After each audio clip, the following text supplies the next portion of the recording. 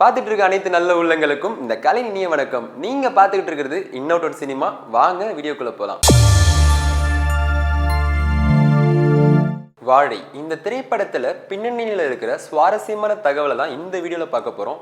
வாழை இந்த திரைப்படம் இயக்குனர் திரு மாரி செல்வராஜ் அவங்களுடைய ஆட்டோபயோகிராஃபின்னு சொல்லலாம். வாழை திரைப்படம் இந்த திரைப்படத்தை பார்த்துட்டு எம்பி திரு தொல் திருமாவளவன் அவர்கள் மாரி செல்வராஜ் வீட்டுக்கே சென்று அவங்கள பாராட்டுறாங்க. இந்த திரைப்படத்தை பார்த்துட்டு இயக்குனர் மணிரத்னமும் மற்றும் நடிகர் விஜய் சேதுபதி அவர்களும் ஒரு காணொலி மூலமாக தன்னுடைய வாழ்த்துக்களை தெரிவிக்கிறாங்க.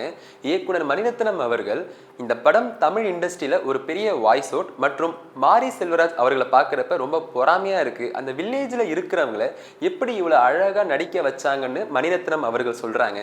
மற்றும் விஜய் சேதுபதி ரொம்ப பெருமையா இருக்கு, இந்த படத்தை விட்டு இன்னும் வெளியே வர முடியலன்னு அவங்க சொல்றாங்க. இயக்குனர் பாலா அவர்கள் நேர்ல தன்னுடைய வாழ்த்துக்களையும் சந்தோஷத்தையும் மாரி செல்வராஜ் அவர்களை கட்டி அணைத்து ஒரு முத்தமிட்டு தன்னுடைய அன்பை பரிமாறிக்கொள்றாரு. இவங்க மட்டும் இல்லைங்க, மக்களும் ரொம்ப ரொம்ப ஆர்வமா இந்த திரைப்படத்தை பார்க்க போறாங்க. மக்களிடையுமே அதிகமான ஒரு நல்ல வரவேற்பு வந்துகிட்டு இருக்கு. திரைப்படமும் சரி, திரைப்படத்துடைய ஸ்கிரீனிங்கும் அதிகமாயிட்டே இருக்கு. இயக்குனர் மாரி செல்வராஜ் அவர்கள் ஒரு மேடையில தன்னுடைய சினிமேட்டிக் யூனிவர்ஸ் சமூக நீதியை பத்தி தான் பேச போகுதுன்னு சொல்றாங்க.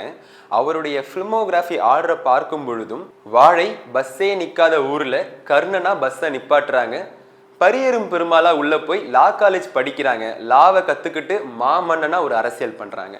இயக்குனர் மாரி செல்வராஜ் அவர்கள் தன்னுடைய முதல் திரைப்படத்துல பரியரும் பெருமாள் கிளைமேக்ஸ்ல ஒரு ஃப்ரேம்ல அந்த முழு கதையுமே சொல்ல முயற்சி பண்ணியிருப்பாரு.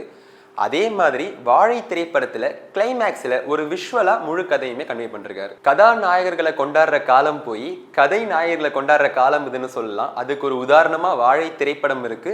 மற்றும் அது கூட வெளிவந்த கொட்டுக்காளி திரைப்படமும் மக்களிடையே பெரிய வரவேற்பை பெற்றிருக்கு. கொட்டுக்காளி திரைப்படத்தை பற்றி இனி வர வீடியோல பார்க்கலாம். இது மாதிரி தொடர்ந்து வீடியோக்களை பார்க்க இன்னொரு சினிமா சேனலை சப்ஸ்கிரைப் பண்ணுங்க. தொடர்ந்து இணைந்திருங்கள். இத்துடன் விடைபெறுவது நான் உங்கள் கலை.